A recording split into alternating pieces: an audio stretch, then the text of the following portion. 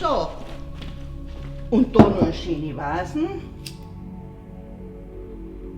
Jetzt da. Schauen wir mal.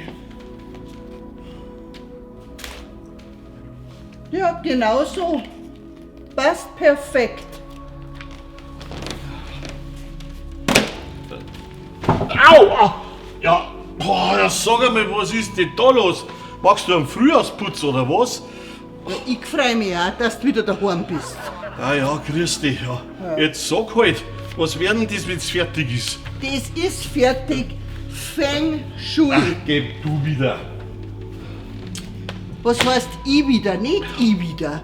Ich schau, dass es uns so gemütlich wie möglich macht daheim und stell alles nach Feng Shui um, damit die Energie besser fließen kann. Ja, Fliesen bis Ja. zur Tischkanten.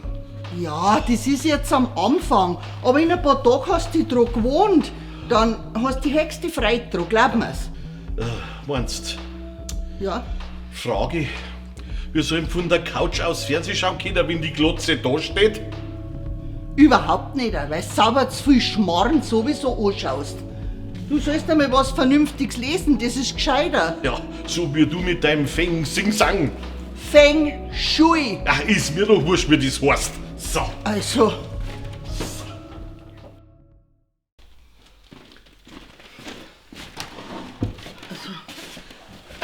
So, das ist seit 30 Jahren die ideale Kombination. Der Fernseher da vorn, der Tisch in der Mitte und die Couch an der Wand. Das nenne ich Einrichtungslehre.